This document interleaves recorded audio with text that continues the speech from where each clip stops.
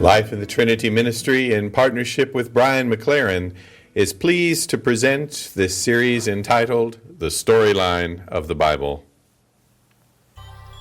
I have a kind of confession to make. I love recycling.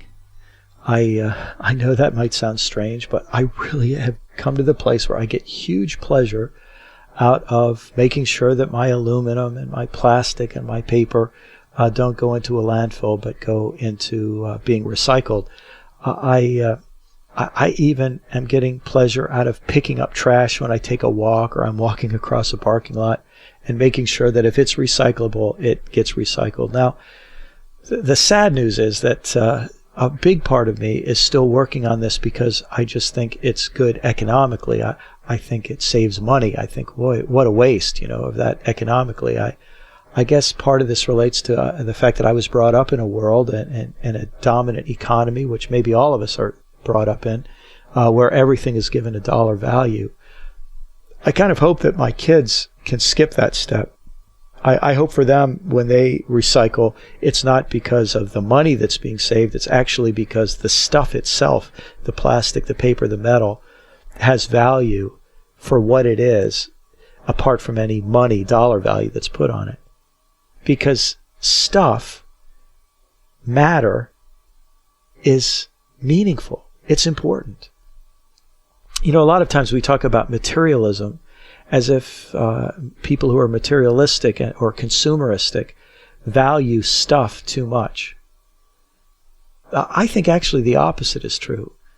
The problem with materialism and consumerism is that they don't value stuff enough. So they get a car, but they want 2 cars, and then they want 3 cars. In a way, the car itself has become less important to them, and other intangible things like status or just the appearance of wealth or just the feeling that you've got more than the next guy, those things become more and more important. I mean, the guy who has 27 cars, I doubt actually enjoys any one of those 27 cars as much as the person who has 1 car and really, really values that. Stuff matters. Physical things matter. Our bodies matter. That's especially clear when you try to get the big picture of the biblical story. And that's what we're doing in this podcast. We're going through the 7 episodes of God's work, the 7 episodes in the biblical story, the first being creation. And for the last several podcasts, we've been thinking about creation. We've been looking at the first few chapters of Genesis that immerse us in creation. The second creation story ends with these words at the end of chapter 2 of Genesis. The man and his wife were both naked, and they felt no shame. Isn't that interesting? That in the beginning of maybe arguably the most important religious text in the entire history of the world, that at the beginning of the second story of creation, or I'm sorry, at the end of the second story of creation, we have this picture of naked human beings. To be naked is good. And they felt no shame. This whole idea of shame, so powerful.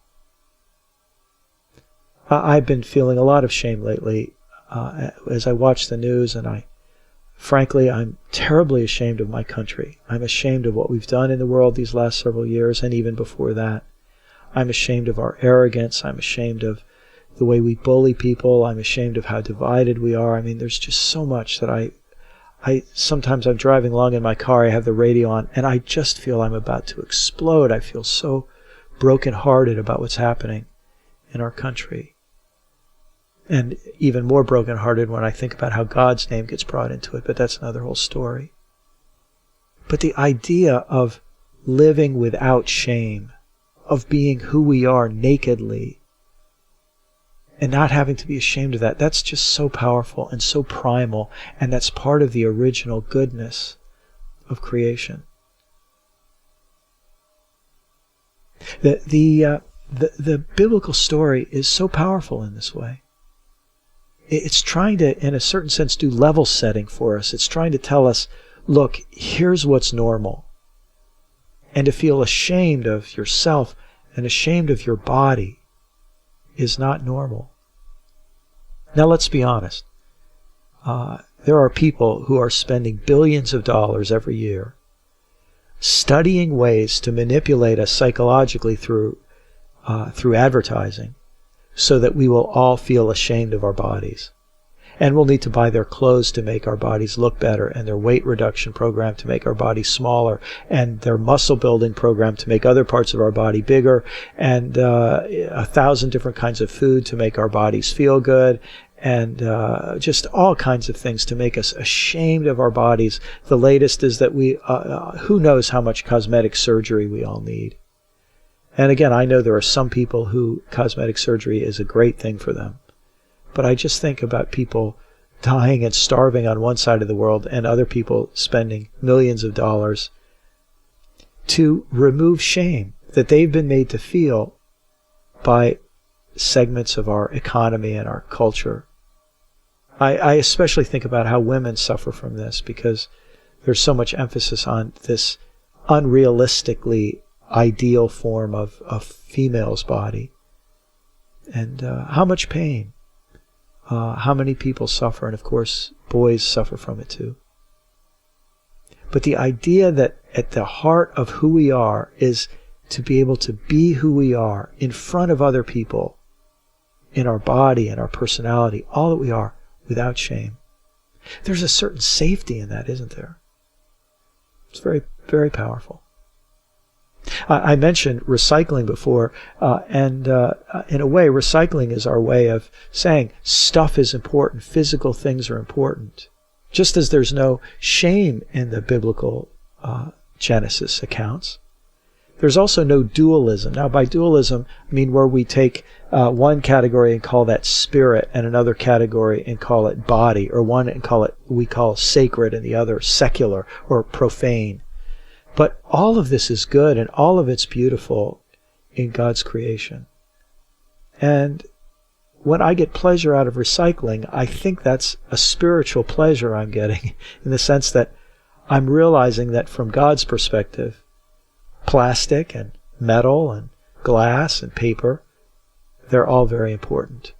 They're worth protecting and saving. There's another kind of recycling, actually, that's going on in these first several chapters of the book of Genesis. The Jewish people, in a sense, are picking up the stories of their neighboring nations, and they're recycling them.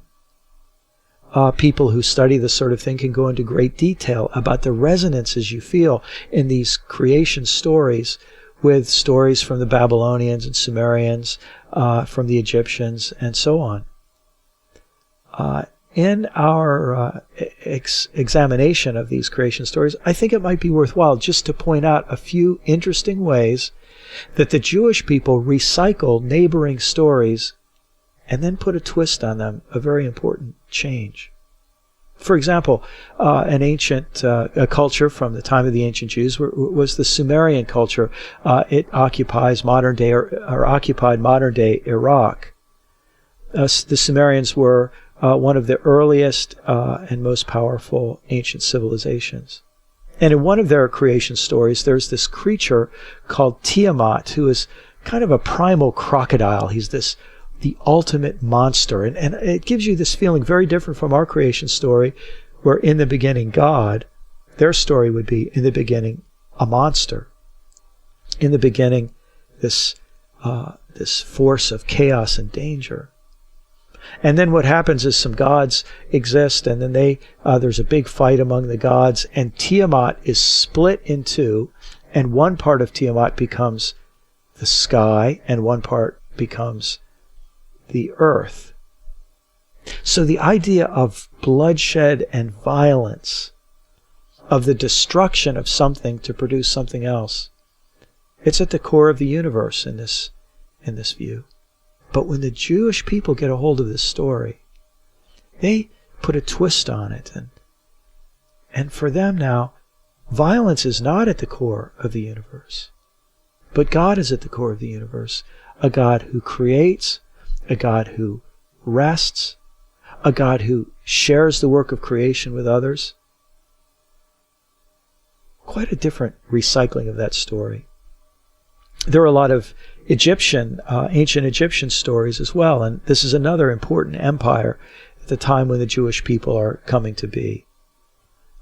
There's, for example, a story of a god whose name is Khepri, or in other versions, Atum, and this god rises out of the primal waters. The god is a he-she god, and is characterized by having only one eye. And somehow this he-she god, Atum, has children. The children run away, and Atum sends his or her eye around to look for the children. And that eye ends up becoming the sun. It's kind of a beautiful story, a neat story, that whenever you see the sun, you think that's the eye of God who's trying to bring all of the scattered children back together again. But it's interesting, in the Egyptian narratives very often, creation is done before human beings, like the first story of the Genesis story. A creator, God, creates the entire world, but this world in the Egyptian stories is fully formed when God is done with it. The fields are planted, the rice is growing, the irrigation channels are dug, the shadoofs are operating. Remember those irrigation tools in ancient Egypt? If we were describing it today, we'd say God creates the world and the coffee pot is already percolating. And into that setting, human beings are then introduced. And this Egyptian God makes the human beings just to keep the apparatus going. Very different from the Genesis picture, where human beings are not there in service to the status quo. They're not there to be slaves to the status quo. But human beings are created to work with creation and develop it and to bring out its potential, in that way to rule over it, not just there to be kind of dumb servants of it. And you can see how that drone mentality becomes very, very useful. That creation story in Egypt feeds beautifully into the pharaohs getting thousands and thousands of people over many generations to build the pyramids and all the rest as slave labor. Because this is what God created human beings, normal human beings, to be, as slaves, drones. And of course the pharaohs, they have a special status. But the Jewish story is not a story that believes in primal violence, nor is it a story that is used to justify the status quo. It's a story that suggests primal harmony, to be able to live together without shame, and that means without fear and without danger. And it suggests a story of development, of creation and procreation, and dignity for human beings made in the image of God. You know, I think in a certain way, there are versions of primal creation stories at work in our world today. Maybe you could think about economic systems or philosophical systems or even certain understandings of biology where creation is a constant battle of violence. Bloodshed is primal. Death is essential. Competition is what it's all about. I think this works its way into the way we see politics. For some of us, the natural state is to be at war. And that might flow from this assumption that's been implanted in our minds that's very different from the way the Jewish people recycled the other people's stories. Maybe we've bought an unrecycled story where violence is the ultimate reality. And if we believe that, then we will certainly perpetuate it. But if we believe that violence is not the primal narrative, I think it becomes more likely that we would be people who live and work for reconciliation and peace. And just as those Egyptians had a story that, in a certain sense, legitimized the status quo and said that if you're a drone, you should always be a drone. If you're a slave, you should always be a slave, and that the natural state of human beings is slavery. Well, in a certain way, we have similar stories today that are kind of domination stories. Some of us assume that It's right for some people to be incredibly wealthy and other people to be terribly poor, and that's just the way it is, because that's primal identity of the universe. But it's not according to the Jewish recycling of ancient stories. Their twist on those stories, believing in the kind of God they believed in, was that no, the ultimate state of humanity is harmony, naked and not ashamed with each other, connected to God, and in harmony with all of creation. By the way, there are more sophisticated versions of those domination stories where if it's not political or economic elites who are given the right to dominate the rest of us, it's chemicals and physics and genetics, where all we are is just, as the old Kansas song said, dust in the wind, where all we are is just a random happenstance of physical laws and chemicals and all the rest. The ancient Jewish stories in which we find our primal identity as believers in the true and living God are narratives from the beginning that contradict the dominant narratives that we see in ancient culture and we see alive and well in our own. I wonder how many of us are really willing to believe that the ultimate and primal identity of God's creation is not violence, and it's not domination, but it's harmony and cooperation. It's being able to be, in a certain sense, naked and not ashamed. Well, those are some of my reflections when I think about these creation stories, and it's interesting to read later in the Bible how people later in the biblical story reflect back on these stories, and how the meaning that we find in these first chapters of Genesis keeps being expressed later in the Bible. For example, there's a beautiful psalm, Psalm 19. David wrote this psalm. And listen to how David is letting the meaning of those first primal creation narratives influence the way he sees the world of his day. The heavens declare the glory of God. The skies proclaim the work of his hands. Day after day they pour forth speech. Night after night they display knowledge. They have no speech. They use no words. No sound is heard from them. Yet their voice goes out into all the earth, their words to the ends of the world. He's saying that when he looks at creation, it's trying to tell him something. It doesn't have words, it doesn't have normal language, but it's trying to tell him something. And it's trying to tell him the glory of God. It's beautiful. I wonder where you are today.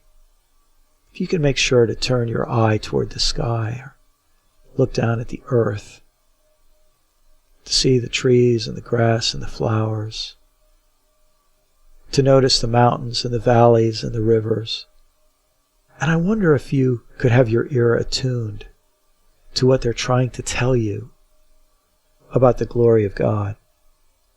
Next in Psalm 19, it's so interesting. He now focuses on the sun, and he thinks about the way the sun moves across the sky during the day. And here's what he says. In the heavens he has pitched a tent for the sun, which is like a bridegroom coming out of his chamber, like a champion rejoicing to run his course. It rises at one end of the heavens and makes its circuit to the other. Nothing is deprived of its warmth.